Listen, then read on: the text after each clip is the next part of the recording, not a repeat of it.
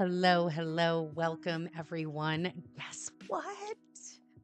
Well, first of all, Twitchy Tuesday, February 21st. Welcome to everybody that is watching live. And for those that are catching the replay, blessed to have you here. But I am super jazzed because I think I figured out this being able to have a nice, just like lo-fi beat in the background as we go through, as I'm talking, as I'm doing the readings. I love music. Music just provides so much. It just provides like another flavor on top of the energy, on top of the messages coming out. And I think we got this. Again, trial, error, learning, growing. That's what we're all here for. Thank you for joining me again. So happy to have everyone here. It's Twitchy Tuesday, y'all. My name's Maloney Adams. We're going to talk about all things astrology, and I got some tarot. It's a great time over here. We spend some time talking through the astrology of the upcoming week since we do this every Tuesday. And then we see kind of what messages the cards want to bring forward, chat, ask questions. Encourage you to use definitely the chat feature in both YouTube and Twitch. That is where we are streaming live to. So let's go ahead and get started. I'm actually going to show you the cards first today because as I talk about the astrology that is going through today and into the next 7 days, I want to kind of pull some cards. I'm getting really called. I love my little tiny tarot deck, the Morgan Greer Tarot.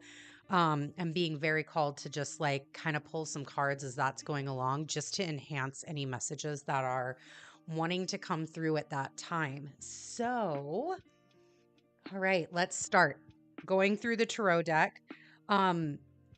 Something was totally telling me about crystals. I got the message twice as I was preparing for this, is the crystals want to be here. Crystal energy wants to be here. I don't know if anybody out there that is going to be watching either live or in the future in the replay have questions about crystals, but I brought the Crystal Spirits Tarot or Oracle deck, excuse me, out here today because they absolutely wanted to be present as we look to explore these energies and look to explore some questions.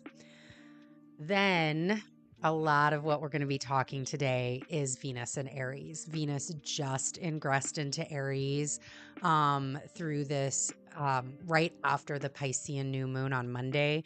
So I've got the Divine Feminine Oracle here. We're going to be pulling some feminine energy and talking about Venus and Aries and what her energy signature is.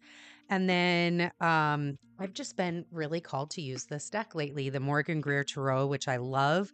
I have the tiny tarot as well as the full-size deck. For those of you that are interested in getting any of these or have questions about them, I will make sure to put those links in the description box on YouTube after the fact. You can always feel free to reach out to me if you want to know more about them as well. So let me kind of get cleared out here now that we've introduced the cards. Let me put all of those aside, get them over here.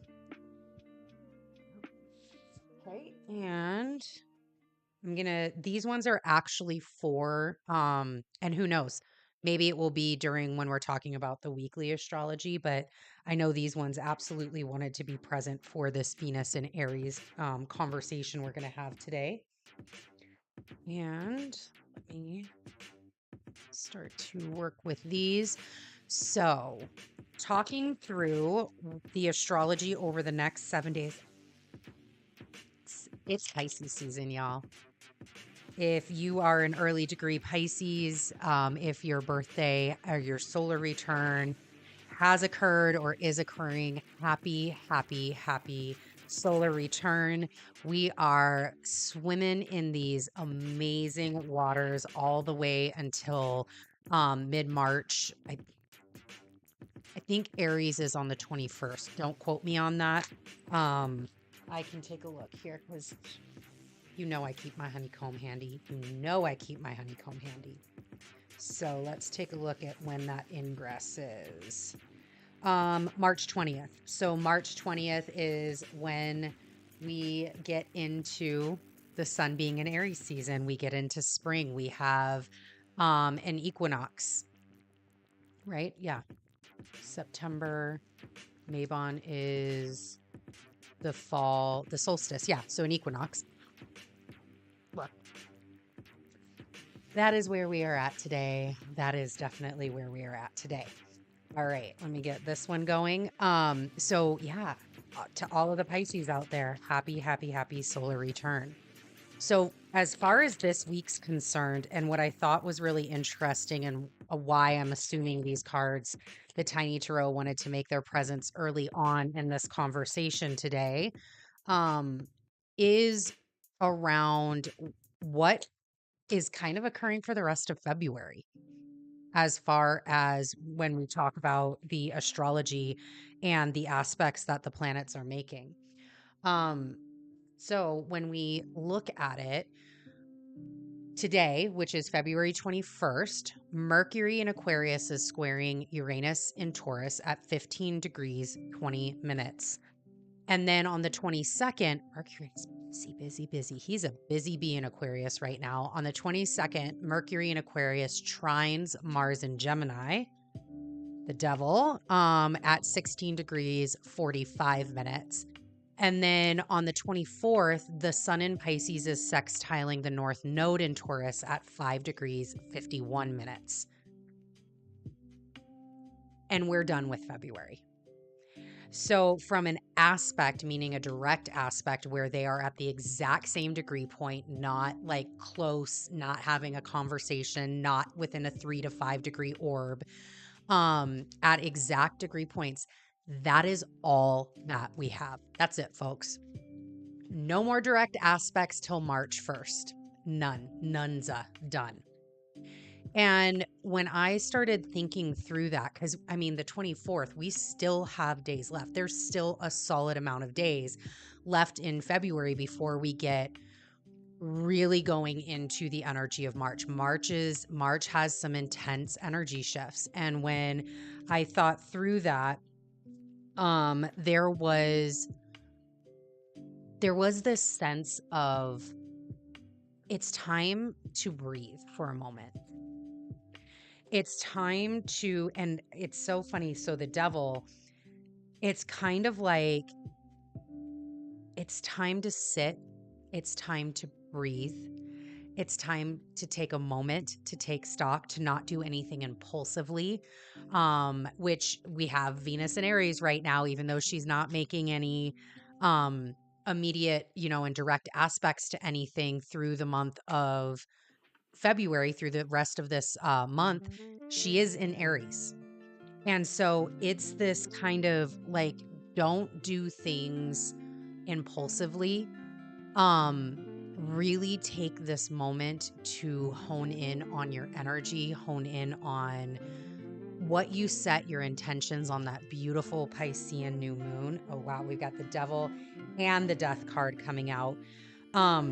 Really allow these finalization of energies with Saturn and Pluto, these 29 degree points that both Saturn and Pluto are going to be sitting at until they ingress, which Saturn will be early March 7th. And then let me tell you, hold on, give me one moment. March. So March 7th is Saturn. Pluto goes into Aquarius on March 23rd. And we have a lot of changeover. We've got 1, 2, 3, 4, 5, 6. We have 7 ingresses, 7 planets ingressing in March alone. And again, these big ones, this March 7th and March 23rd with Saturn and Pluto, respectively, there's this sense that you really need to focus on this anaretic degree. You need to focus on what needs to be left behind, what needs to be cut, what needs to be finalized, not being impulsive, not being too rushed to get to the finish line, right? And I know even for myself, like, oh my God, spring's almost here. Oh my God, these energies are almost done. Let me go ahead and project myself forward. Let me go ahead and start already like being in the future. Where at this time, and especially within this Piscean energy, and as we are closing out, and these are significant energy changes, there could be a real call to not have that impulsivity, not be that impulsive to want to rush your process, want to rush what it is that you're thinking through, what it is that you're changing, what it is that you're transitioning, what it is that you're transforming within your life. Because there's a lot of things that are happening. And now we have here, let me put this over here, the Five of Cups. And as these things, thank you for the messages, ancestors. As always, the ancestors, I'm so grateful that you speak to me and speak through me so I can continue to do your work here. As the Five of Cups is sitting here, it's almost like, and I can, hearing it this way. It's almost like as you're going through this transformation, as you're going through this process, as Saturn and Pluto are finalizing out that 29-degree point. And again, Pluto is going to come back. Totally great and fine. But there is going to be that energy shift. We are going to dip our toe in. And so as that is occurring, you have some choices here. Change is happening. 5, the number of change. No doubt. We are all either collectively and or individually going through some sort of change process right now. Our world is significantly changing. So as that's happening, you have choices here. You have this choice to be this woe is me, to stare at your cups that have like you can see here, let me get this closer. You can see here on the Five of Cups, like he's staring at these spilt cups. He's staring at this dream in the background here where it's like, oh man, I was so close.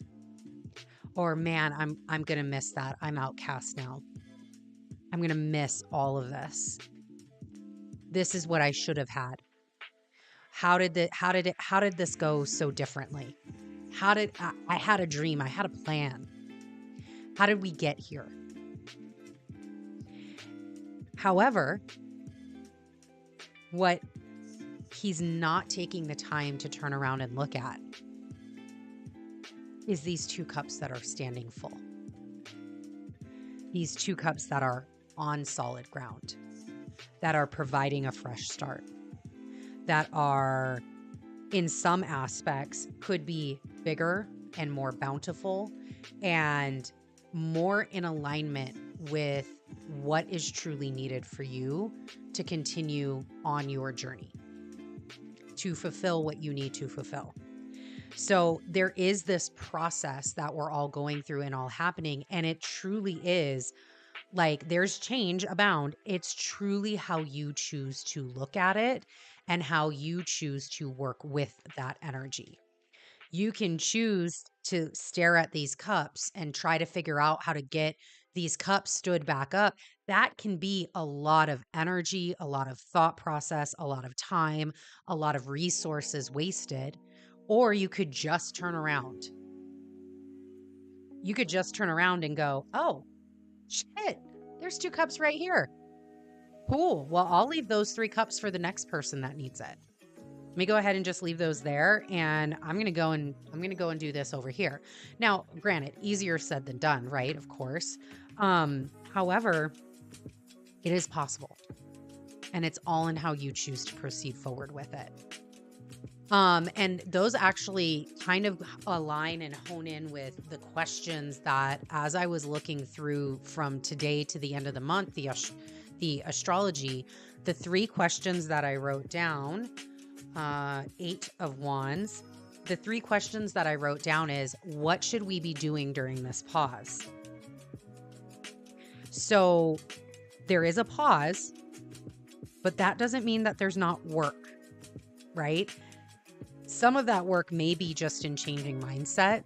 Some of the work may be taking stock and understanding what exactly is happening.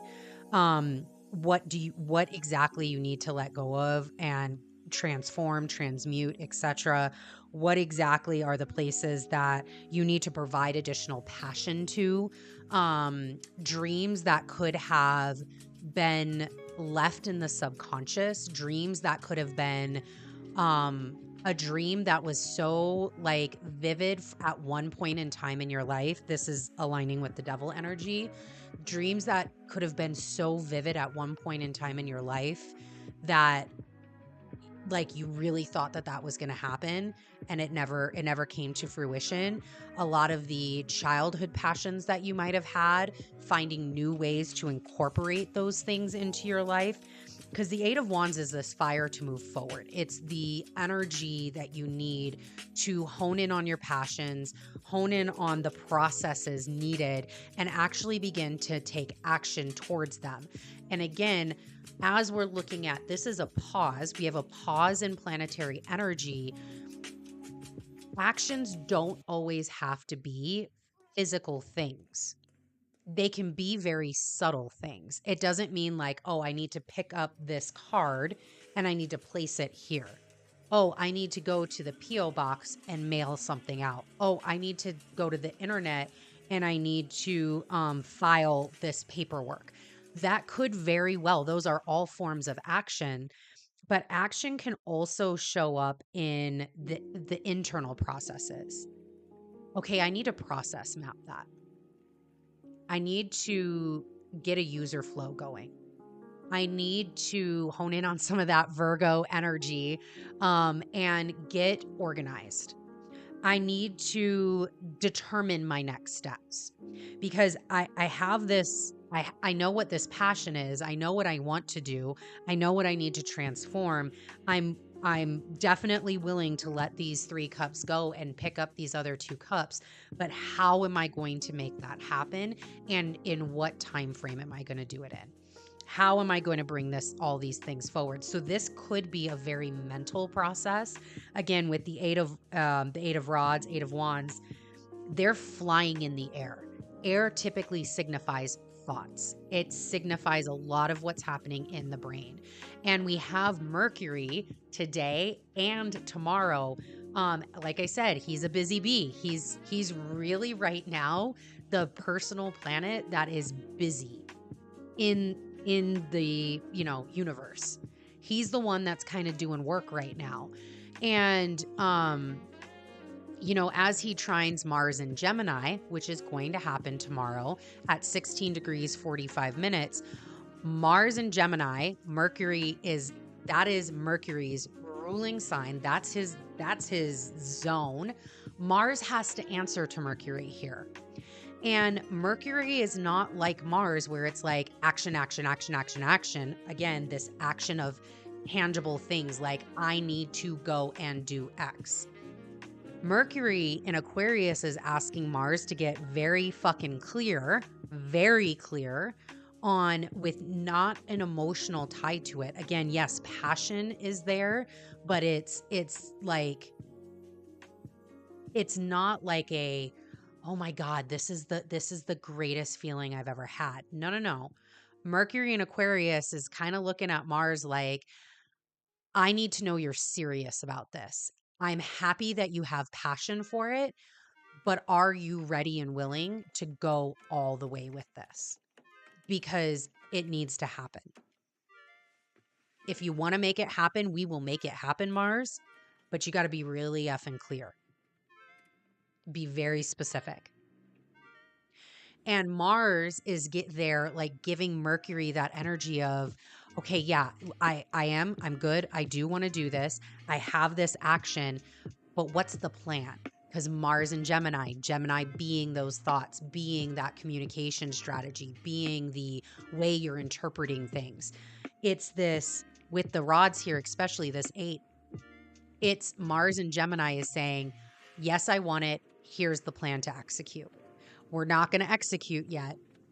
We're still in air. We're not executing, but we are thinking through the steps necessary to execute. We're, again, maybe even changing some of that mental process to turn around, to let go of the fear, to let go of the triggers, to let go of, especially when we talk about Venus and Aries, which is, a big part of what we're going to be doing today, getting rid of that inability to empower yourself, the inability to be satisfied, the inability to, just like the self-worth and self-value. It's like, no, we ain't got a place for that anymore. Look, death is here. He's cutting that shit out. That is not 2023 and beyond. It's just not. We're not there anymore. So the other question that came up was, like, what does a pause mean for you? I've been talking about this pause as like a time to take stock and a time to do work, but doing work for of rods, doing work that is foundational, doing work that can bring things together, doing work that ties, binds, unifies, all of the things. So for some of us, this could be multiple projects, right? You're working on multiple, again, we have 5 cups here. We're working on multiple different facets of ourselves. Maybe it is mental, physical, health and wellness from the body perspective.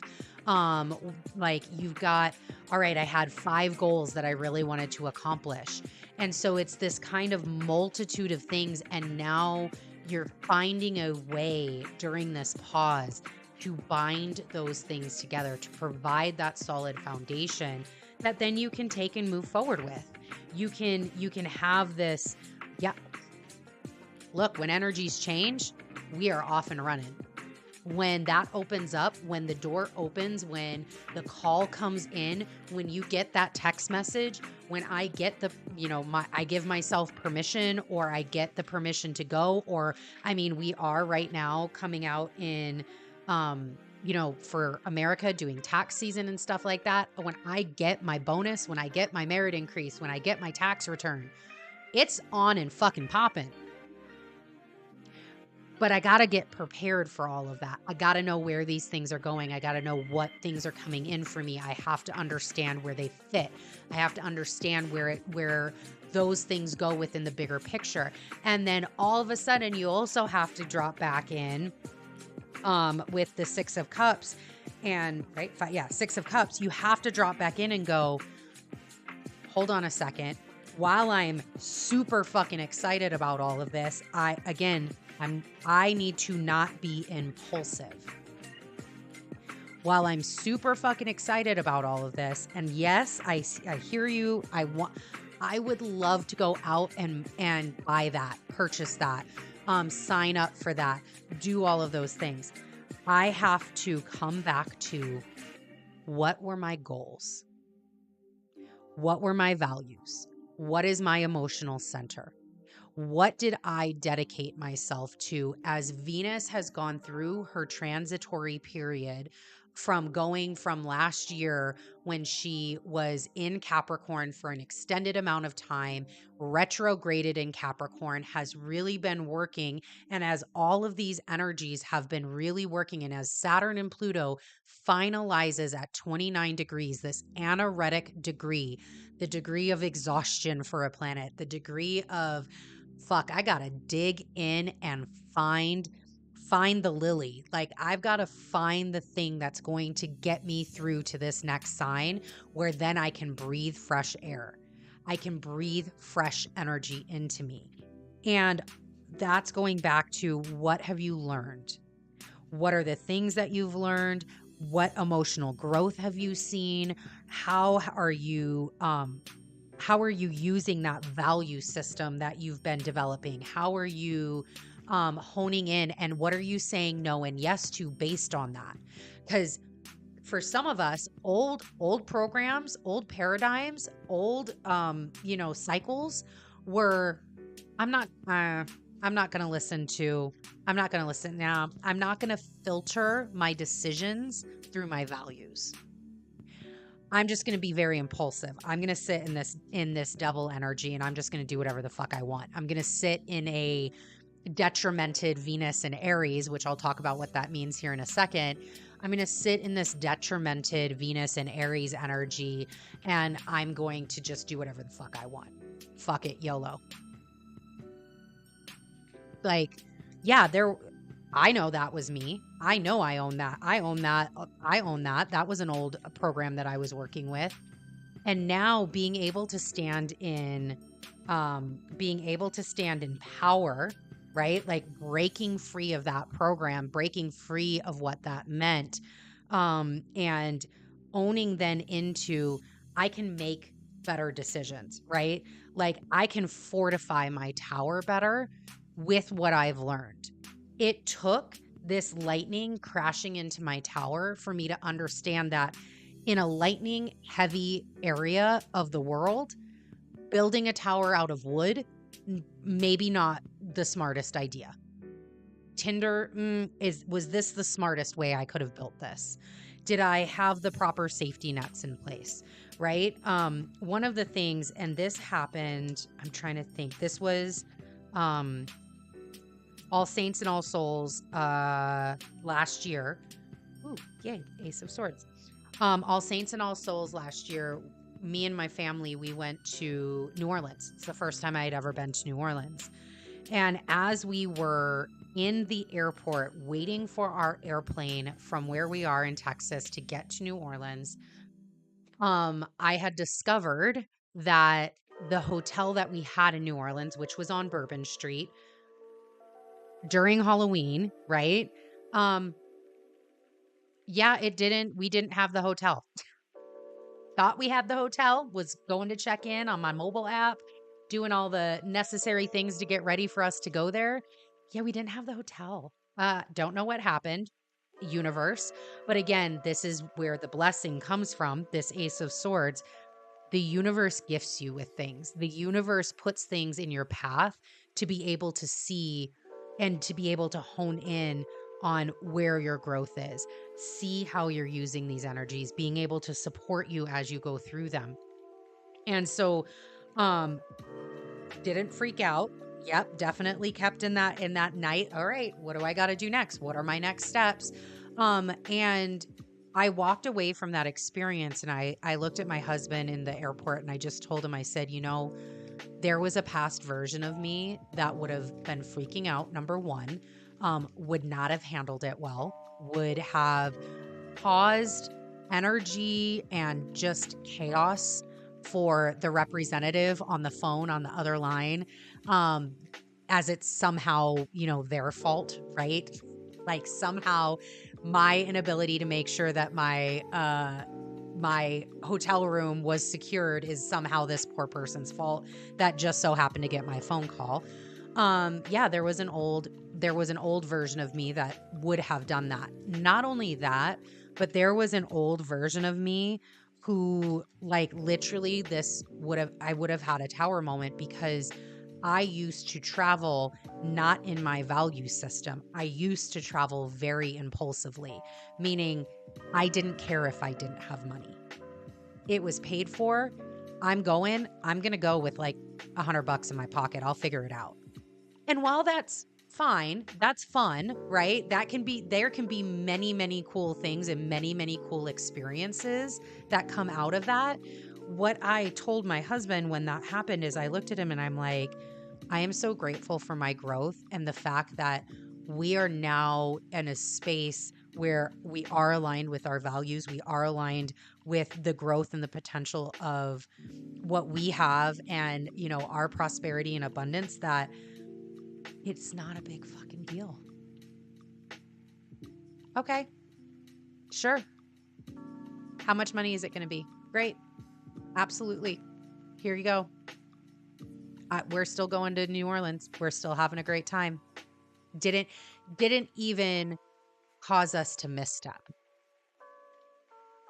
And a lot of that is because of the decisions that we've been making. So when a tower does happen, when a moment comes, you're in power.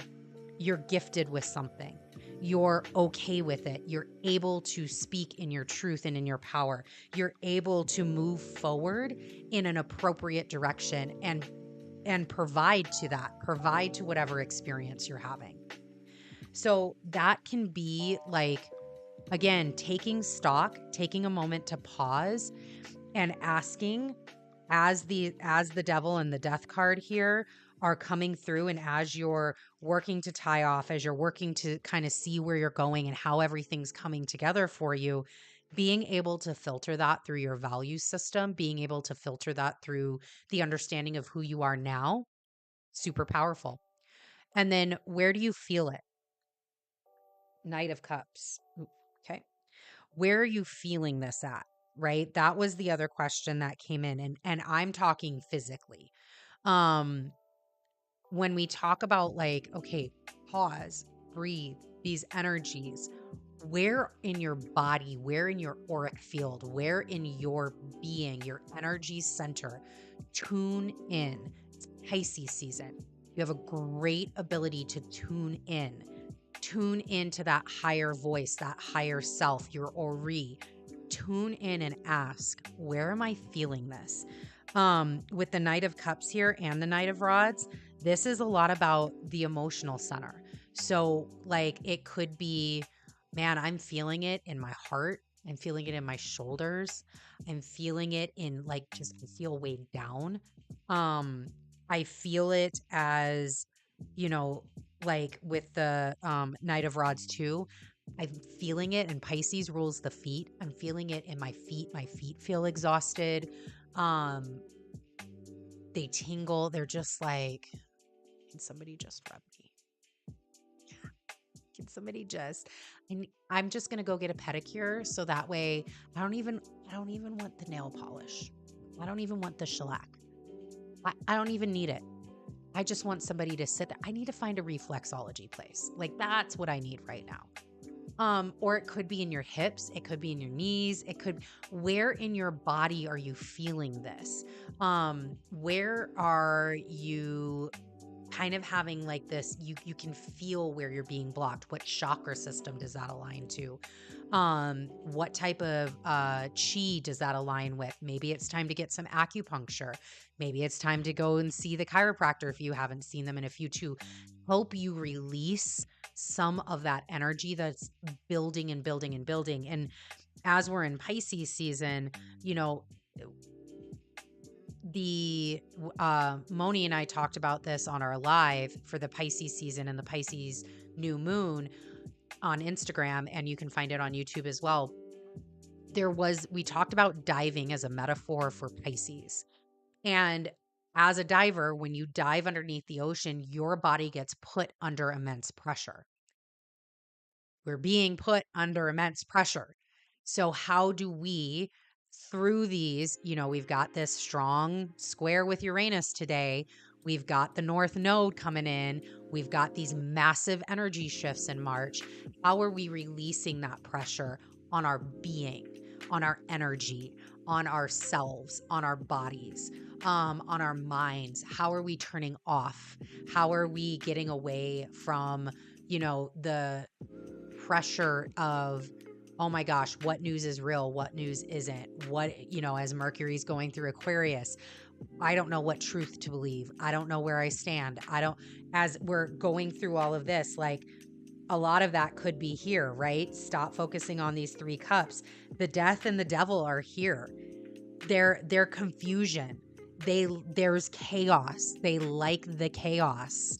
That is part of the never let a crisis go to waste, right? Like that is part of their MO, especially with them working in tandem here. So, how are you releasing that?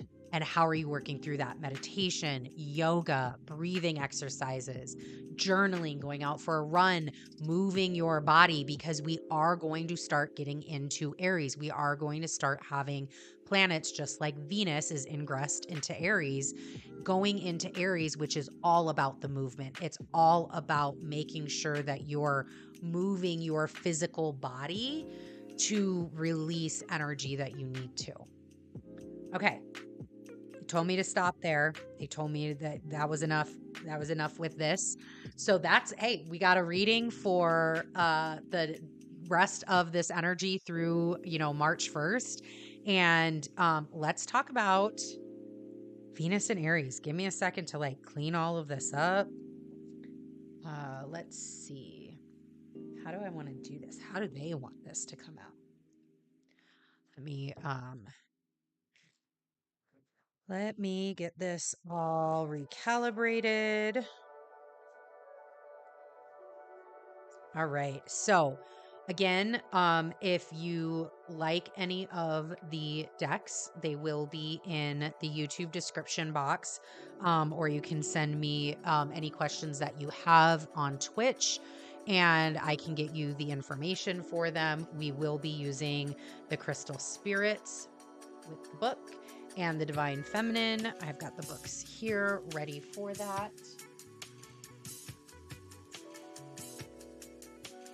All right, we got a good vibe going. Hopefully. Again, I think we got this music thing figured out. I'm loving the vibe. Okay.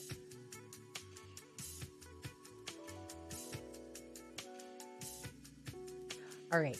I see what they want, but we need to start talking first. So that's where we're going to start. We're going to start our Venus and Aries conversation. Love Venus and Aries. Like, I just get Oshun as the warrior. Definitely get the Orisha Oshun as the warrior, though, not in her embodiment as the mother. Yeah, it like really as the warrior.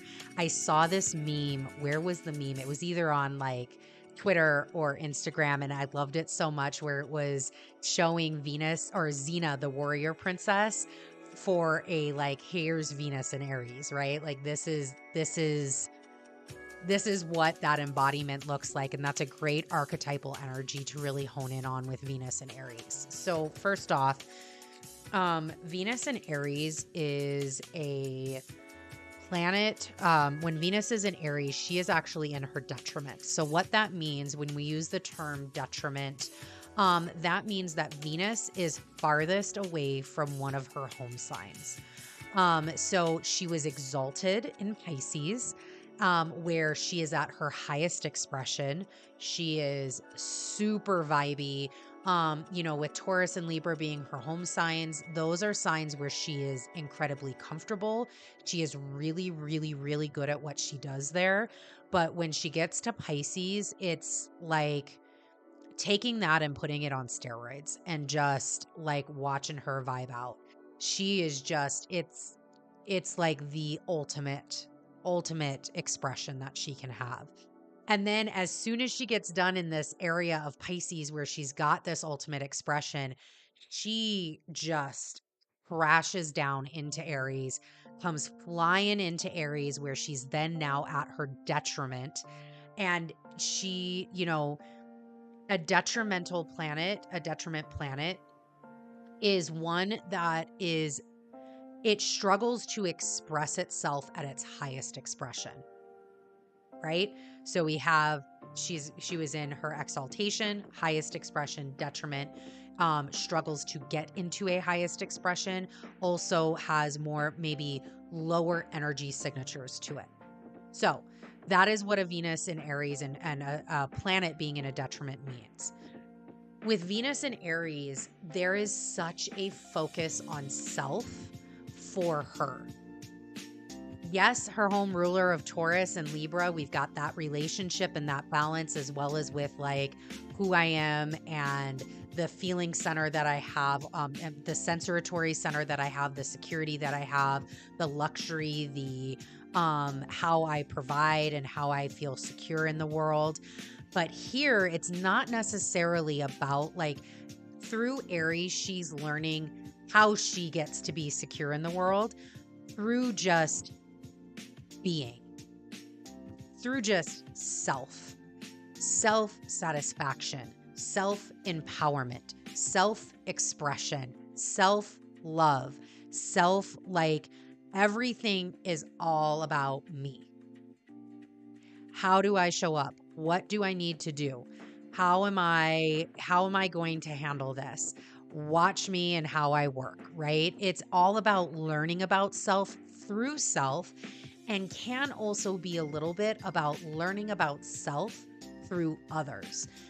Not because you want a strong relationship with others, but because you want to see who you are in the aspect of others. So it can be that very like one-sided style relationship. What's coming to mind is House.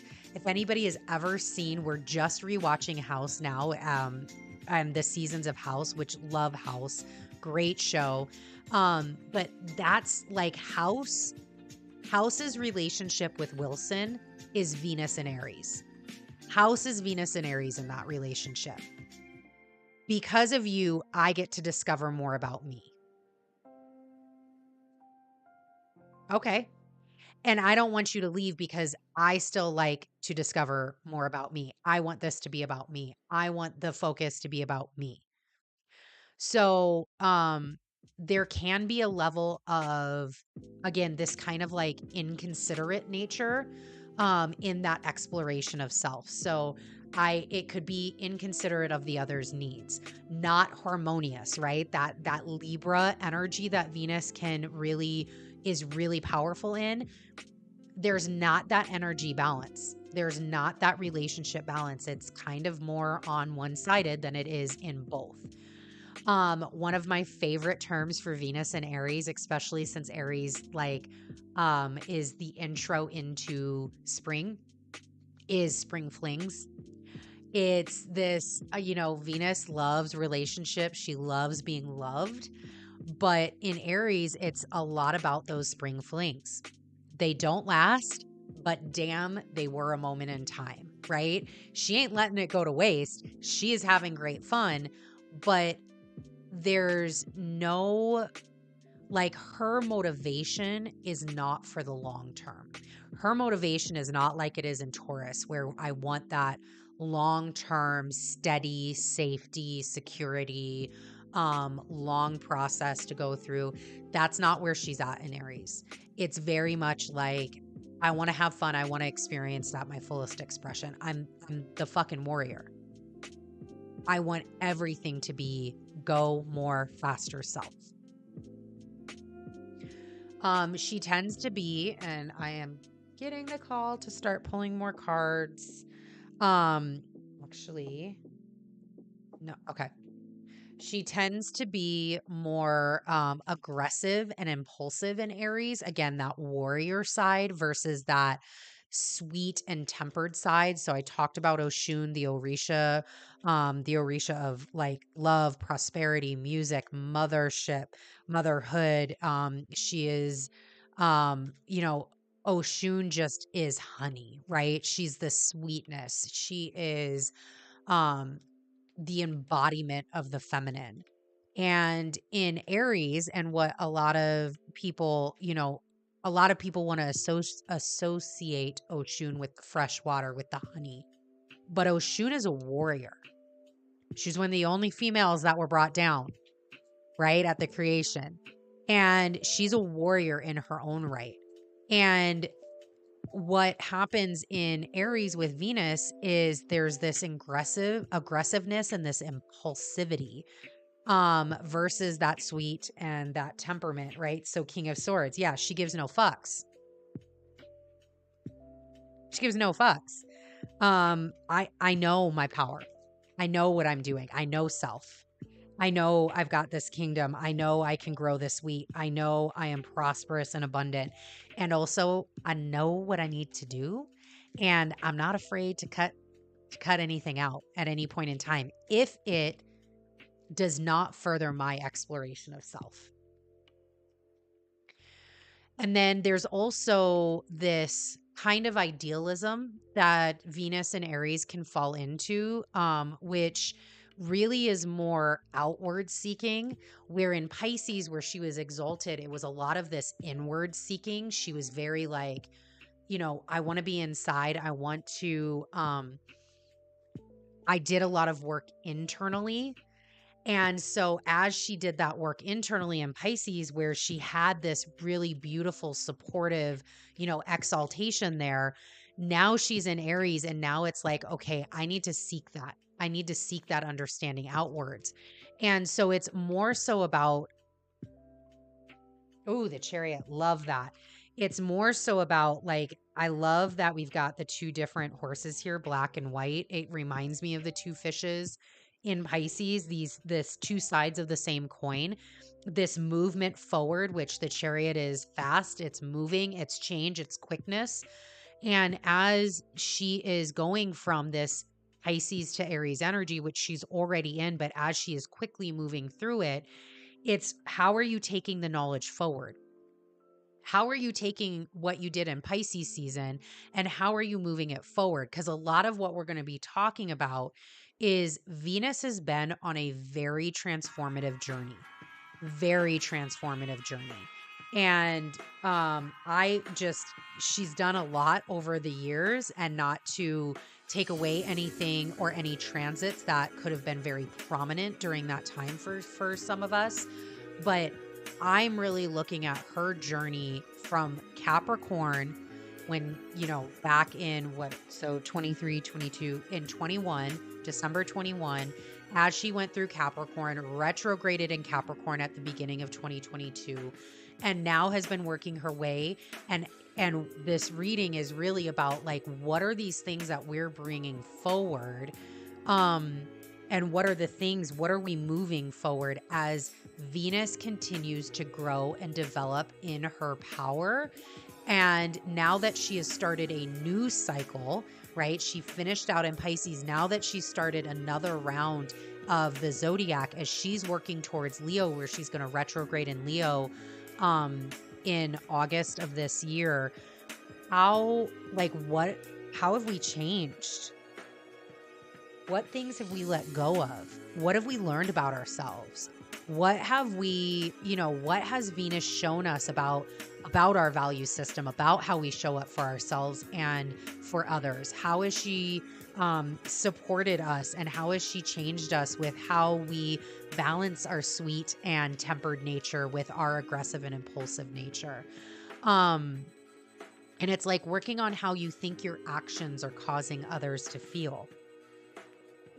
Right? There's a lot here that's like, through the actions I'm taking, through the words that I'm using, through this, hey, Venus and Aries, I'm all about myself, one and all.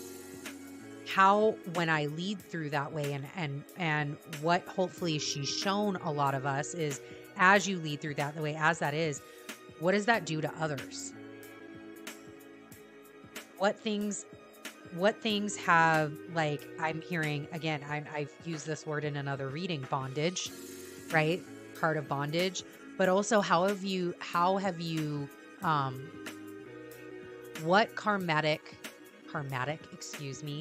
what things have you stated, said, done, that wasn't in your highest expression? That maybe there's a little bit of, ooh, you know what? That was my bad. That was something, my bad. That cut a little. I get it. Yeah, we're going to go ahead. I'm going to go ahead and apologize for that and take accountability for it. I'm going to tell you what I've learned about it, and then I'm going to actually do something different the next time, because I don't want to continue to add to these swords in the wall. I don't want to continue to bind and create these like karmatic ties. That's where I'm like, where's this word karmatic coming from, and how is it tying together? I don't want to create these karmatic ties with people out in the universe, with my fellow humans going through this experience with me. I want to be able to move, because again, Venus and Aries, there is movement here. I want to be able to move freely and not have this bondage on me, not have these ties that I'm being tied to. There is a lot of enthusiasm here. Venus and Aries is very enthusiastic. It's like Venus and Aries is like the warrior that's the first one to sign up for like whatever campaign. Yep, me. Of course you want me. And kind of a little bit of an arrogance there, right? Like why wouldn't you want me to go on this? Why wouldn't you put your best warrior on this? Why wouldn't you want me to go and kick and stir shit up? You know I can do it. Why wouldn't you want me to? And because it's Venus, because we've got, like that warrior princess, that Oshun energy. I'll do it with my fucking heels on. I'll do it dressed to the nines. I have no problem. Y'all are going to be the one that looks silly when I come in here in, just kicking ass and looking fine as hell doing it. So it's this, Venus and Aries. I love that she's okay, that's where they're saying to stop. I love that she's been here. I love that she is kind of, again, she's finished out that zodiac wheel and is now kind of going around the bend again. And it's, hey, these lessons that we've been working with Venus on, how she's transformed our everyday lives and the things that she's been working with, and then how is that going to color our experience as she heads towards Leo and heads towards her Leo retrograde this year again. That will, we'll get there when we get there, but it will be in August. Part of like the majority of that retrograde is going to happen in August. So let's do a little reading for Venus and see kind of what comes out, what messages come out. So again, this is the Divine Feminine Oracle. And let's see what Divine Feminine Oracle wants to be present for this reading today. Twitchy Tuesday, February 21st, 23. What Divine Feminine Oracle wants to be present today? Oh, there we go. Oh, Kali, beautiful. All right. Okay, we want two more. Oops. Hello, two more. Thank you. All right, one more, please. One more. Man, Sekhmet, hello. One more, please. Thank you. And Lilith. Ooh. All right, Venus and Aries showing up. Something serious. If you hello energy, hello archetypes. We are here and we are blessed that you are here to share your messages with us. Okay. So I always love to read the oracle book, the guidebook that comes with it. Yes, there is a little saying here, and that's I love to read the book though, because again, somebody put energy and intention into these cards, and that energy and intention really gets solidified in the guidebook itself. And then you can add your own, like, again, take what resonates, leave what does not, and you can add your own color to that based on intuition that you're getting, etc. So we'll start off with Kali. Man, this energy is, the warriors are here.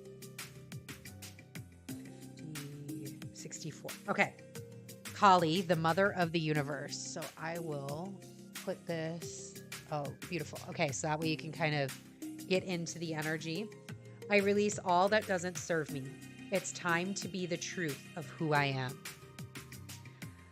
Who she is. Kali embodies the ultimate wake-up call to get us aligned as soon as possible with what we have come here to do. This Hindu goddess is the most fierce form of the dark divine feminine. She is that which brings all things to life or to an end. Her name comes from the Sanskrit word meaning the fullness of time.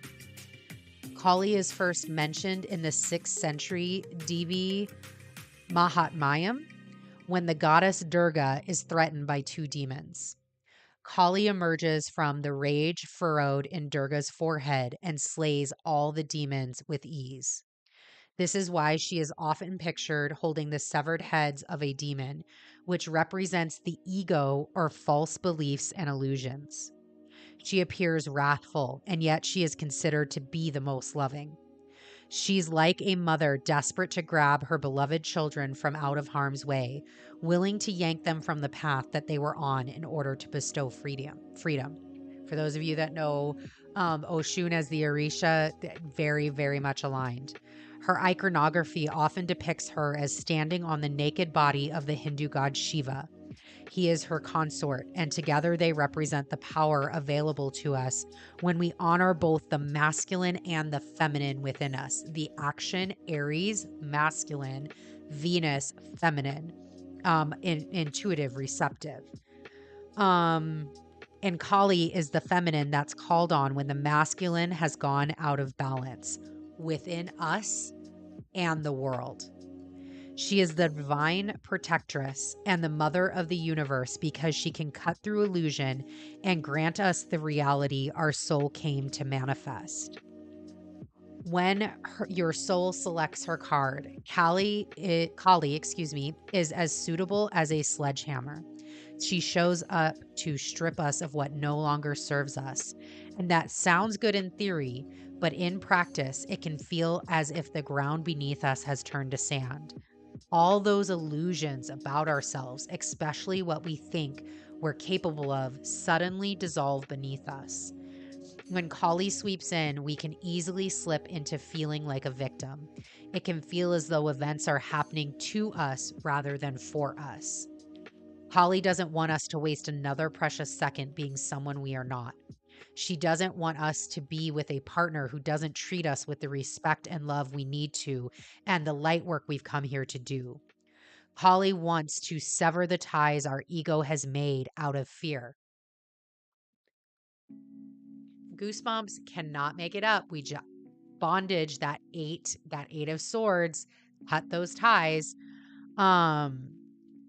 She wants, Kali wants us to sever the ties our ego has made out of fear or out of false belief that we don't deserve better or more. She wants us to get terrifyingly real. She wants us to reckon with the fact that we are not here to please others or to make them proud. We are here to listen to the singular call of our own soul. Kali is the harbinger of having entered Kairos, soul time. And stripping the ego to reveal the soul can feel raw and often heartbreaking. But ultimately, Kali has come out of fierce love for the truth of who we really are. She is giving us the opportunity to choose again, to start over, and this time from a place of tremendous wisdom and strength. Our vulnerability. She lets us begin again from the bare bones truth of who we are. Soul voice meditation. What is falling away from my life right now that no longer serves me?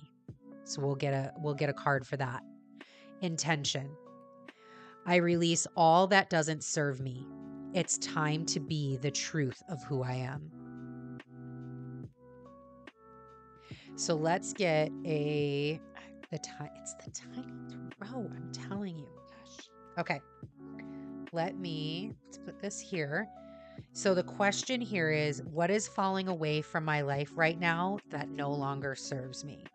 So Spirit, for this reading for the collective on Twitchy Tuesday 2/21/23, what is falling away right now that no longer serves? What is falling away right now that no longer serves? What is falling away that no longer serves? Thank you. All right.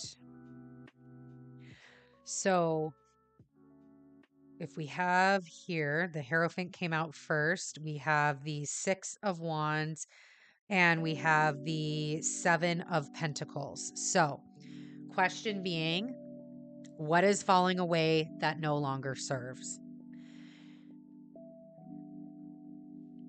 The time has passed, right? The time has passed. Kali, that's her energy. Dude, time's passed. You done already had your tower moment. You done already had all the things. Your ancestors is looking at you like, we've given you 97,000 signs. The time of the Hierophant has passed. The time of being a caterpillar has passed. Your chrysalis is done. You have to own, and Kali is here saying you have to break free. You have to come out of your cocoon now. You have to be a butterfly, because that butterfly that you are is imperative to the world. It's energy, whatever it is, it's imperative to the world. You've already done it. You've already done all of the research that you need. You've already done all of the internal work that is needed at this time. There is more work to come. There's more things. You've achieved the things that you need to achieve in this moment. You have been able to harvest the things that you need to harvest. You are ready. You're ready to get out of this. Kali is breaking away all of those, again, those self-imposed, this clearing out the vision, clearing out that veil, that energy. You don't need it anymore. All of this is done. You've got the means, you've got the accolades, you've got the certifications that you need, you've got the degree that you need, whatever that is. You've got all of the things already aligned. It is time to break free. It's time to get out there in the world. The world needs you. Pluto is going to transform us in Aquarius. What you are here for, it's needed, because you could be the one, if you just broke free of whatever illusionment you're under. I talked about this as you have permission. You don't need permission to be on purpose. Your permission was granted the moment that you came onto this planet. When you were birthed, you were given permission to be fucking amazing. You're welcome. Bring it forward. Kali needs you to bring it forward now. The universe needs you to bring it forward now. Your ancestors need you to bring it forward now. I speak for humanity, myself as a human being, as a spiritual being, having a human experience. I need it now. I need society to show up. I need all of us individually to show up. We need it as a collective. We need that energy. We need light workers. We need all of this, because that's how we continue to thrive and go forward. That's how we as a species continue to survive. Just think about all the people, right? Think about all of the fucking amazing things that have been done in this world, right? Like, y'all, we built fucking rockets. We built a computer. I have my phone right here. I can literally talk. I am staring at a camera talking to you right now. I am live on 2 different platforms, YouTube and Twitch, right at this moment, giving you a reading. That would not have been possible if the people that created all of these individual super tiny pieces, it wouldn't have been possible if they were like, I'm not ready yet. I want to stay in the Hierophant. I don't need Kali to wake me up. I don't want to be woken. I want to be here because here's safe. I want to be here because it's internal. I don't want to. Yeah, it was a good idea, but I don't know. It's fine. It's no big deal. No, it's a big deal. It's a big deal, because all components have to come together. All of these ideas, like my husband and I were just having this conversation. It's not just that we are on a computer. There are so many inventions, so many ideas, so many intricate little parts that have to work together to get things done, to be able to do exactly what I'm doing right here. Maybe your idea is one of those. Maybe your purpose is one of those intricate, tiny little details. But without it, the whole course of humanity changes. You don't know. All right. I'm going to pull from the Crystal Spirit deck. So this is going to be the crystal, and how I'm going to pull it is as Kali is here guiding us, breaking away some of that visionary, allowing that step into power, getting out of that Hierophant, knowing that you have the resources and all of the means that you need to at this time. That doesn't mean In the future, you won't need more, but at this time, you have enough to go forward and start down that path to get that trajectory going. What crystal is here to support and help that process for you? Whatever, it is that Kali's pushing through, whatever release, because it says, I release all that doesn't serve me. It's time to be the truth of who I am. Whatever that is, we're going to get a crystal that is going to support and guide through that process. So what crystal? Whoa. Okay, well, we're not going to get one. We're going to get two. Did you see that fly? That was awesome. All right. So the two crystals that want to be here with Kali is lithium quartz. Lithium quartz there. Ooh, 3-3. Love that. And labradorite, 29. Labradorite is a wonderful, wonderful crystal. So let's take a look at lithium quartz real quick.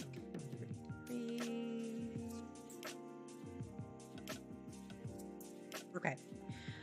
Lithium quartz brings and supports harmoniousness, peacefulness, and joyful interconnectedness. So let's see. Lithium quartz can be used in meditation to release attachment to a specific outcome. Hello. Or even just held in the hand to calm frayed nerves. Having one on the nightstand or tucked into a pillowcase can assist those who have difficulty sleeping due to an overactive mind. Obviously, this will be going into, I gotta go to the gem store. Lithium quartz, it's coming down because overactive mind. Hi. And then we have labradorite. So 29 labradorite, 31. Okay. Oh, here we go. Labradorite is good for awakening to the magic within. You can't make this up. It's the best. Mystery and synchronicity and help from unexpected sources. Labradorite is a stone of magic that opens up our third eye and assists us in seeing the unseen. Meditation with this stone illuminates our darker aspects, which, once embraced and fully integrated, often turn out to be our strengths. Labradorite protects the energy field and can be utilized in magical workings, shamanic journeys, and astral travel. Beautiful. Okay, I'm going to... Obviously, we're not using the large Morgan Greer tonight. I'm going to move these over. Let's see. Make sure you guys can still see. All right. Hatao. All right, moving on. Sekhmet. I have a whole Sekhmet experience. For those that live in the Vegas area, there is actually a temple dedicated to Sekhmet out in the desert. You can Google it, Sekhmet Temple. Beautiful, beautiful energy space, beautiful place to hold meditation. They often do drum circles there. You can leave offerings to Sekhmet. So if this aligns with you, calling to you, you will be in the Vegas area or are already there and would like to hone in, definitely Sekhmet Temple. Google it, check it out. That's not the only temple. There are other temples dedicated to Sekhmet, but it is the one that I know of and I have personally visited and had experiences at. And again, that's in the Vegas area, in the outside area. So Sekhmet, let me get the reading for her.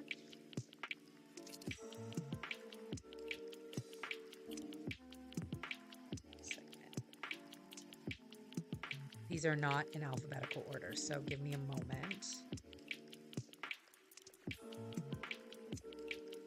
Aha, 74. Okay. Sekhmet, the Red Lady. I am pure strength. I honor my anger by giving voice to it. Sekhmet represents the sacred rage that keeps us protected and reminds the world of the pure strength of female power. Told you Venus be showing up. Sekhmet is an Egyptian warrior goddess depicted with the head of a lioness and the body of a woman. The lion was considered the fiercest hunter in Egypt and a sign of protection. She is the daughter of the sun god Ra. The red solar disk that she wears indicates that she is a solar deity. Totally tying this to Venus going into Leo and her retrograde in Leo. So this might be something that, again, take what resonates, leave what doesn't, but this might be something that comes up when she is in Leo. Or she's working towards as she gets to Leo in her expression in Leo. She is known as the powerful one, the red lady, she who mauls, and the one before whom evil trembles. Well, like that. The ancient Egyptians held rituals at the end of war and at the beginning of each new year to tame the wrath of Sekhmet. Okay. Have to pause for a second because each new year, we have a new year coming up very quickly, which is, again, as the sun ingresses into Aries, that is a new zodiac year. So that's the 20th of March. So again, if this is resonating with you, that could be something, making offerings to Sekhmet as we go through and get into a new astrological year. Okay, they would play music, drink beer that was dyed with pomegranate juice, and dress all of the Sekhmet statues in red. It was believed that the inebriation would lull the goddess into a stupor and end her destruction. Sekhmet was a powerful guardian and protector of the pharaoh. She was called on during times of war and considered to be a goddess of divine retribution. Again, warrior, right? When your soul selects her card, Holy Rage, Sacred Anger, and Positive Aggression, which is Venus and Aries, very, very clear. Also, again, Venus, Leo, it's the fire signs that are being activated here. These states of being are crucial aspects of the divine feminine. It's the feminine power that ends wars, that brings home missing children, that seeks justice for the earth and for those who can't defend themselves. The brilliant artist and mystic William Blake relates that, quote, "The voice of honest indignation is the voice of God," end quote. The feminine has for too long been disassociated from rage and anger. If we can't embody the fiery emotion of anger, it often festers or expresses itself in subversive, manipulative ways, or it leaves us anxious and frustrated. Positive aggression, acting with love on behalf of what breaks our hearts or enrages us, is what allows us to become agents of change to better our lives and the world around us. Sekhmet wants us to come face to face with our true strength. Power doesn't come from passive aggressive behaviors. We don't have to fear expressing our anger directly to an institution or a person who is acting unjustly. Hold on, we got to reread that. We don't have to fear expressing our anger directly to an institution or a person who is acting unjustly. Sekhmet wants us to see that anger is an essential emotion. And Sekhmet is the sacred call to move that anger from pure emotion into conscious action. She wants us to act with conviction and from love.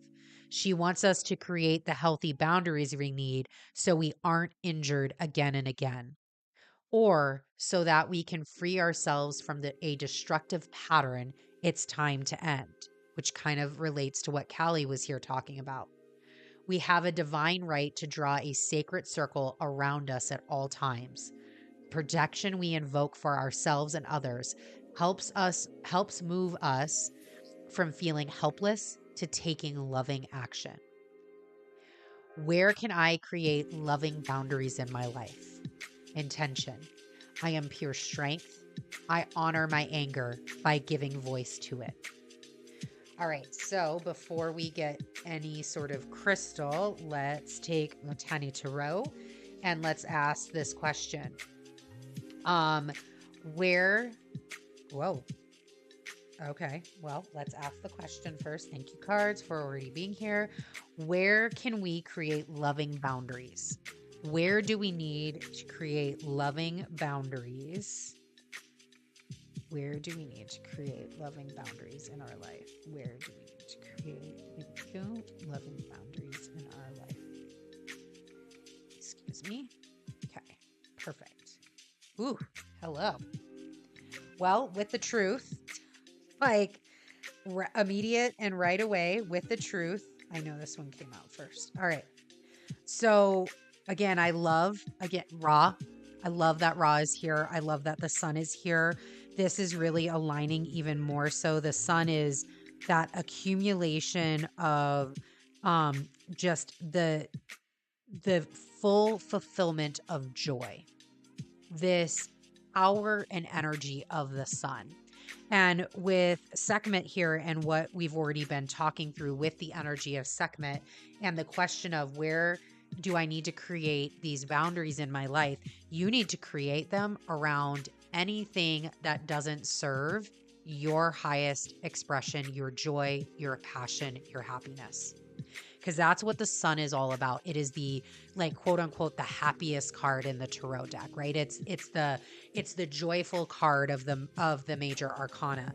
And your boundaries need to be set around anything that affects this. If it's dragging you down, it's gotta fucking go. I mean, and we have all of the power.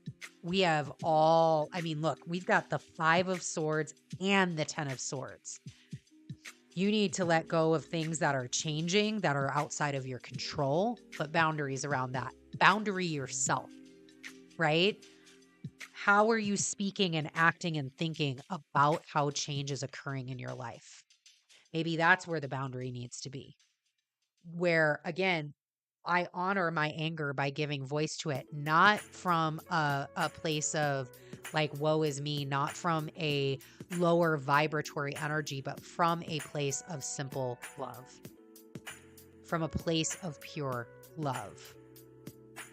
That is, it's this kind of change. As you're changing, what are those boundaries that you need to place on your words? What are the boundaries that you need to place on your thought process? Look, I'm not going to lie. Sekhmet's here. My thoughts can be sometimes crazy dark, right? Like, I can go to the fucking extreme in my thoughts. My internal dialogue is real, which, by the way, like, side note, found out that there are some people that don't have an internal dialogue. Totally digging into that, totally learning more about that. But my inner voice is very, very loud. And my intrusive thoughts can get very, very loud. But what boundaries, what things do I have in place? What am I giving expression and voice to? What am I giving life to? What am I allowing into my being that is, one, either affecting my joy and happiness, or affecting me in the ability to change, and affecting me in getting rid of the shit that no longer serves me? Getting rid of the old programs that are keeping me stuck. This dude is stuck. This bitch ain't moving. Right? He is stuck. Not like the 5 where, hey, we still got some action. Not exactly happy. There's, it's a cleanup after the war, which shockingly enough, here's Sekhmet, right? Like, she was the one that ended the wars. This is the end of the war. We got to now take stock. And yeah, it's pretty fucking dismal right now. But this dude ain't moving. He didn't make it out of that war. So what are these things? What are these boundaries as you start to really hone in with Sekhmet here, saying like, I am pure strength. I honor my anger by giving voice to it. Let that go. Release this. Release this. It's okay to scream and cry about the person that you were. It's okay to go back to your inner child and go, I'm sorry. it's okay to, like scream it out. Go to one of those rooms. They have those like oh shoot, it's where like you take plates and you like smash things. Go to one of those. Go get this aggression out. Go get this energy out. Go get this anger out. Because that's what Aries is. That's an Aries thing. That is that like aggression and anger, and it just needs to get out. And it needs to get out in a healthy, heart centered way that doesn't hurt anybody, that doesn't compromise you, doesn't compromise the highest, most joyous, and happy expression of yourself. That's like whatever you need to do that, whatever boundaries you need to set.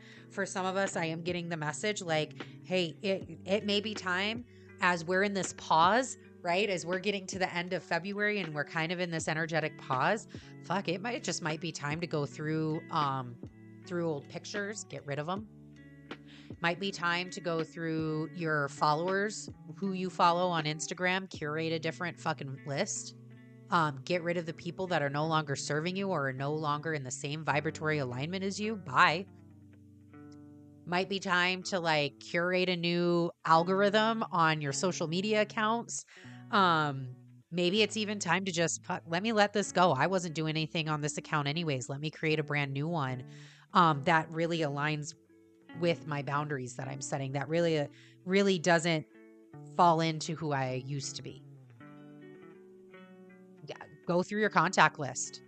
Get rid of the people that are no longer in that energy space with you, right? Whatever those boundaries are that you need to set.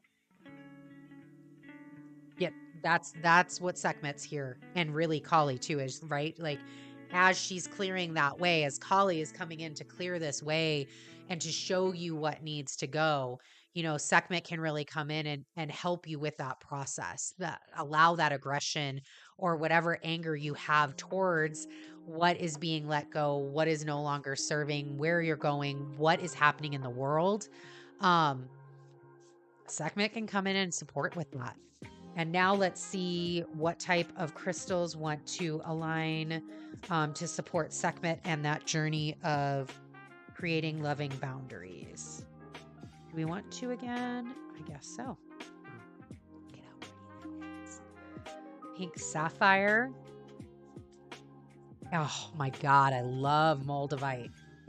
Oh, so good. I was thinking when Kali came, I was like, oh man, if Moldavite shows up, I'm going to be so happy.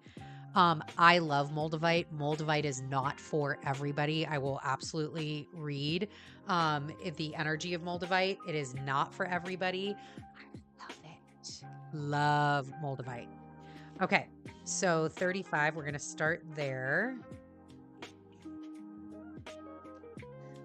All right, Moldavite. It is a crystal of transformation, rebirth through fire. Welcome. Initiation and opening to new experiences, revitalization, and renewal. Moldavite is a green tektite thought to have been formed when a meteorite crashed in the Czech Republic approximately 14.8 million years ago. It is a crystal heralding massive transformation on all levels. So good. This is not a stone to play with or take lightly, and it's definitely not recommended for those unwilling to step out of their comfort zone. Once we engage with Moldavite, we need to buckle up because things are gonna get interesting. Facts. One day, actually, that might be really fun. I'm going to have to put that on the list. Not going to be today, but that might be really fun, is to just pull like these crystal spirit oracle cards and go through some stories about like what some of these crystals, I've worked with crystals through my awakening journey and how they supported me through that, and any other stories that maybe I can even get like a guest to come on and talk through their crystal journey. But so here's the thing with Moldavite. Again, it is powerful. I know that like as soon as I put on Moldavite, I feel a very visceral effect from it. I do know some people that can't sleep with it on. They have to take it off in order to sleep otherwise, and like have it, you know, packaged or put away in cloth or put away in a specific space so that way that energy doesn't interfere with their sleep patterns. Um, it's just it's such a wonderful stone to really work on, like that tower that came up, Sekhmet Kali. Like it is such a wonderful stone to just tear all this shit apart. Go through that massive transformation. Like it just can help hold and embody that. So, pink sapphire next. All right, so pink sapphire is all about forgiveness, choosing to heal, acceptance and letting go, soothing the heart. Perfect. Pink sapphire teaches forgiveness and assists us in moving past old fears and into a space of being open to not only giving love, but receiving it as well. Here's these old fears and here's the love. Meditation with this stone helps open the heart and ease the emotions, especially those related to relationship wounds. And what I just saw, the image of is for those of you that would align with pink sapphire, that is something that either you have or you're going to take and start integrating. I saw like laying down, almost like even taking it to like a yin yoga class and just laying down in supported fish, which you can Google that. That's like laying down and having your heart elevated. So that way your heart shining and just having that pink sapphire sitting right on your heart chakra and just letting it soak in as you're, really breathing, calm, meditating, those sorts of things. That's how I just saw that. Okay. Last, definitely not least, is Lilith. Ooh, Lilith. Hello, the first woman. Lilith is a wonderful energy to work with. Astrologically, there are 3 Liliths that you can find within your natal chart, within a transiting chart. There are some wonderful astrologers out there that really tune in and really work with Lilith and Lilith moon. And like, if this is something that pings your interest, I highly encourage you to go and do some more research out there. I am not like, I have worked with Lilith in my own path.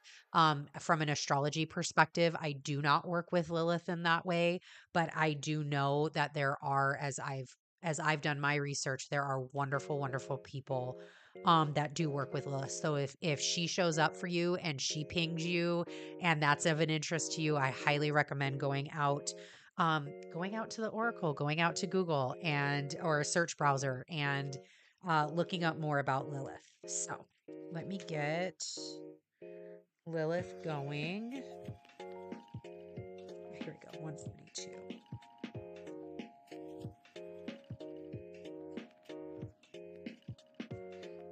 Okay.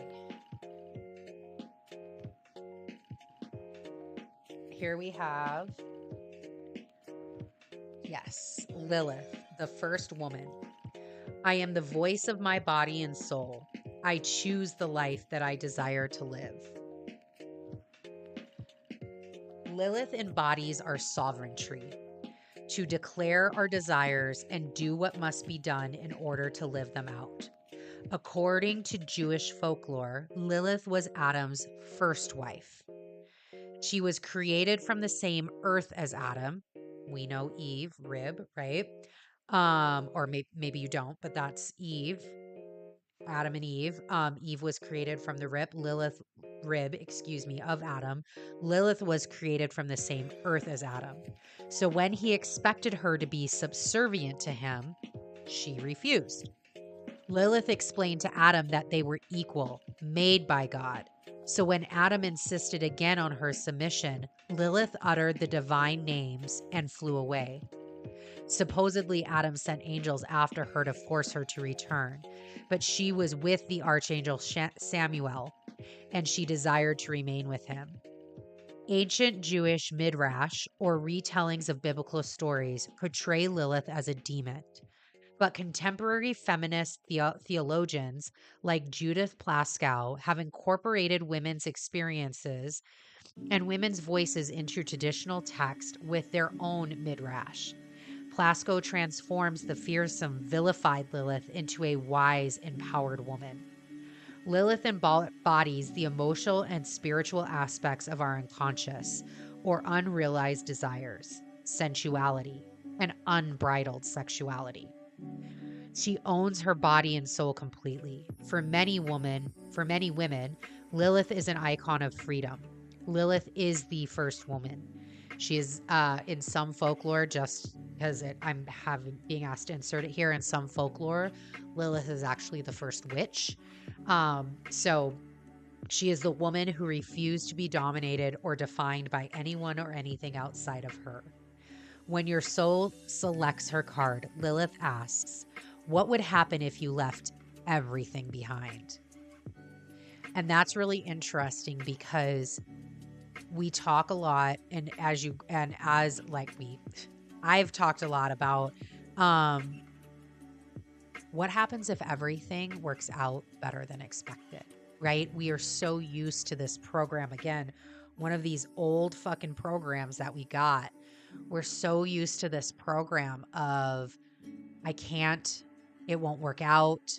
I'm scared. It's a fear paradigm. It's that fear paradigm of, if I do, something will happen. It won't turn out okay. It may, and breaking that, breaking free of this, getting Kali to clear that shit out, getting free of this is all about what Lilith is here and what she just said. What happens if you fucking thrive? What happens if it turns out better than you could have expected?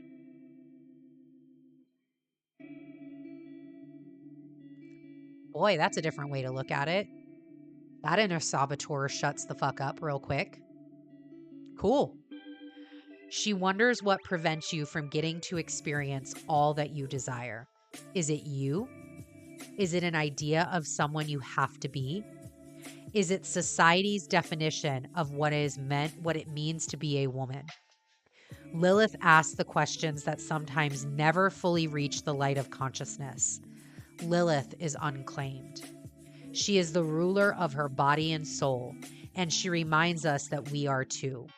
And not only that, we have a sacred obligation to be the body's, Aries is your physical body, the body's fiercest protector. If I were entirely equal to everyone else, to every man and every angel like Samuel, what would I choose for my life? If I see myself as worthy, as the first woman ever created by the divine, what more would I ask for? Am I living the life I desire? Am I actually fulfilled sexually in my current relationship? Are there aspects of my sexuality I haven't been able to face and voice? Lilith refused to settle. She answered all these questions within her and took action on the truth she uncovered. Lilith demanded that she meet with what she really desired, and she's here to demand that we all do the same. What does the life I truly desire look like? Intention. I am the voice of my body and soul. I choose the life that I desire to live. All right, so question set. Let's see what we got. I'm going to move these over here real quick.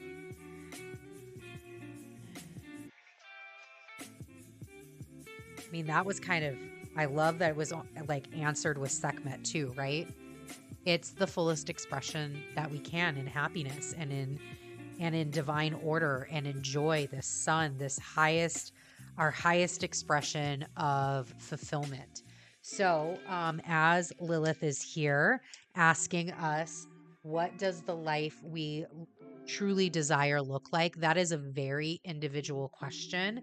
So I'm going to choose one of these other questions that she looked at, because again, what we each desire looks very, very different to each person. And that is a journey that you have to go down. You have to go down. And maybe that's the question we should ask instead is, um, Hello, good morning. I see, is it Charge?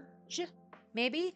On YouTube said good morning. You must be somewhere way out there because we are at nighttime. So drop your location in the chat. Thank you so much for joining. Okay. So maybe it's not about what, because that journey is all very individual, but maybe the question more is, how do we work with Lilith to find what we truly desire? How do we need to work with the energy of Lilith, the archetype of Lilith, to find what we truly desire? How do we need to work with the energy of Lilith to find what we truly desire? Ooh, there we go. Thank you.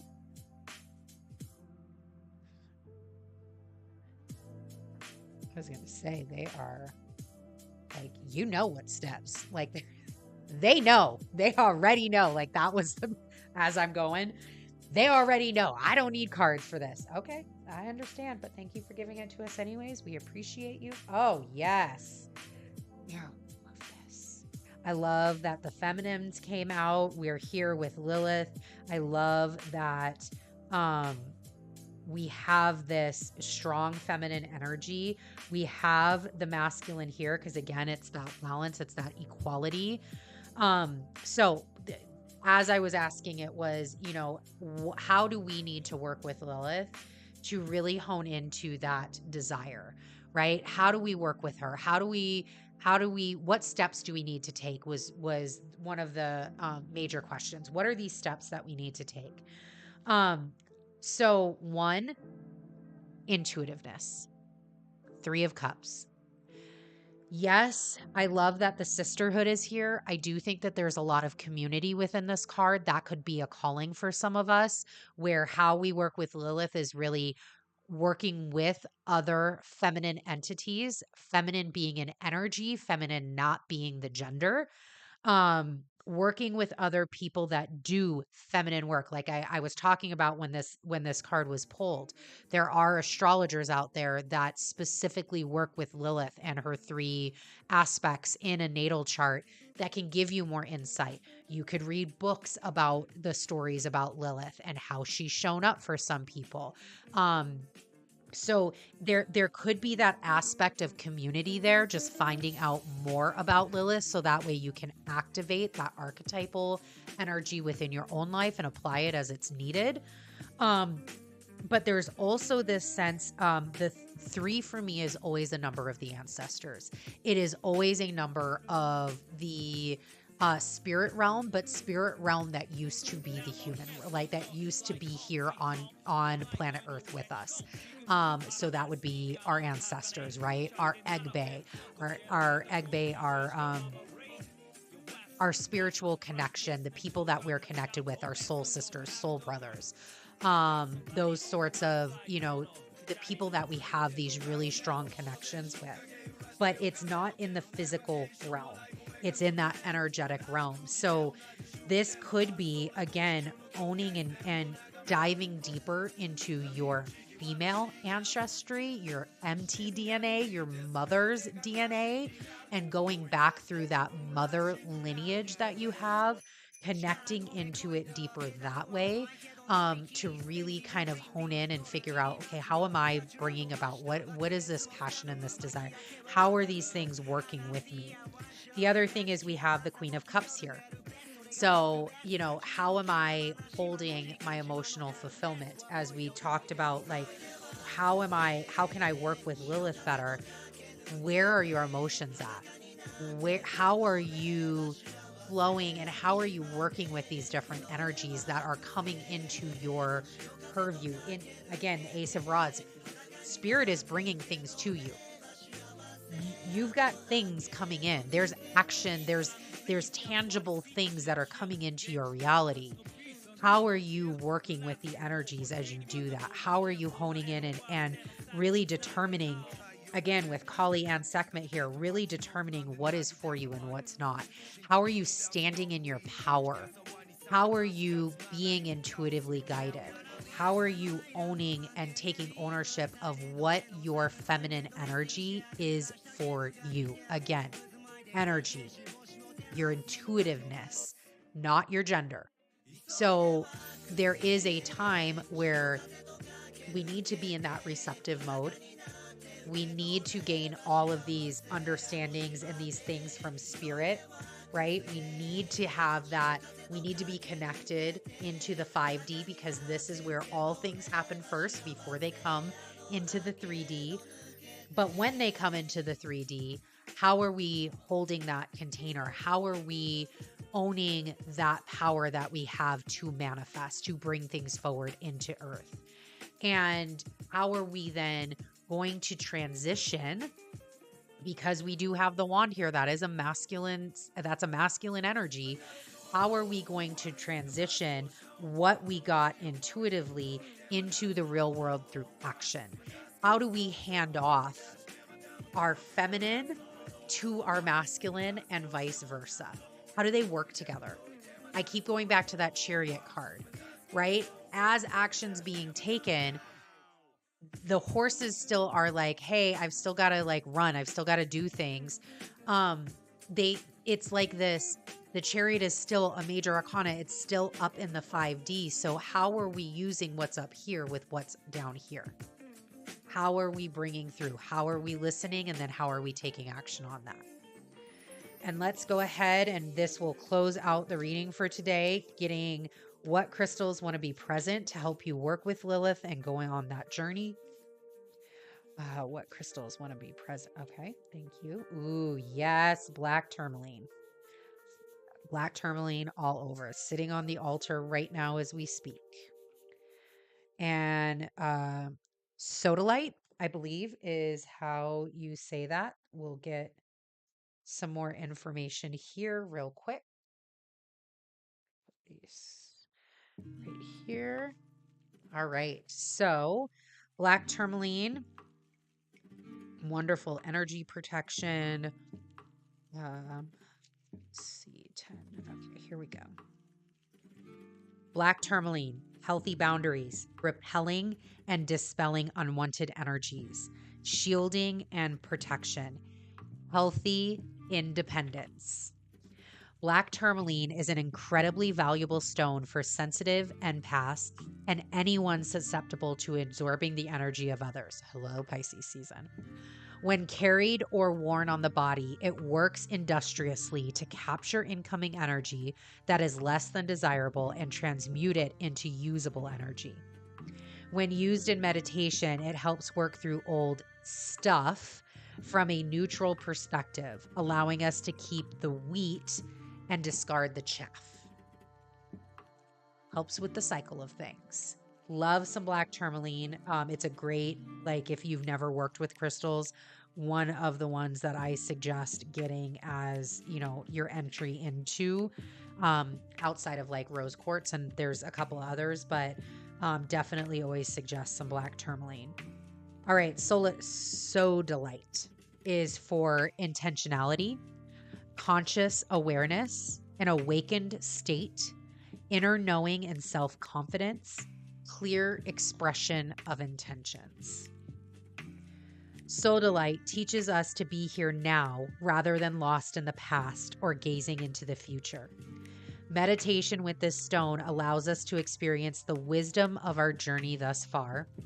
It encourages non-attachment and integration of all experiences, helping us make choices in the moment from a higher perspective. That was amazing. Thank you so much for joining me again. Reading is closed. We are done for the day. Messages out. Thank you for joining me on this Twitchy Tuesday, February 21st, 23. Please shout out. Please, put some comments. Leave comments in both, on YouTube. If you enjoyed this, if there's anything that you would like to see, join us live. We do this every Tuesday at 5:30 Central time, and I love it. Some other things that I have going on right now. Let's go back to talking. So some other things that we have going on. We are doing the daily dose. If you haven't heard about that yet, you can find that in the About section on Twitch, as well as in the description on YouTube. That is a 3-month subscription container, literally for $111 for 3 full months. Again, subscription container. We use WhatsApp. We're using the technology to our advantage. And that's where me and one of my soul sisters, actually, Moni from Ripples in the Matrix, we go on live and we talk about we get detailed, in depth about astrology daily. It is a safe community. We have a lot of really great people in there right now. Actually, a lot of Pisces in there, which is really, really fun. Lots of Piscean energy. And it's a container, it's a community. Again, speaking to this community, it is a community. It's a community for all that wish to join in, wish to get a little bit deeper knowledge about astrology and how they can use astrology in their life.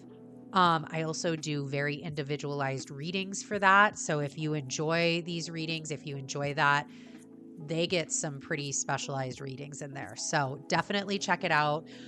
If you have any questions or anything else comes up, don't hesitate to reach out. I look forward to seeing everybody next week.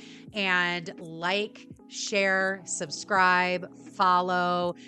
Do me a solid and let's keep building this community. Let's keep building this Twitchy Tuesday energy. So, see everybody later. Thanks.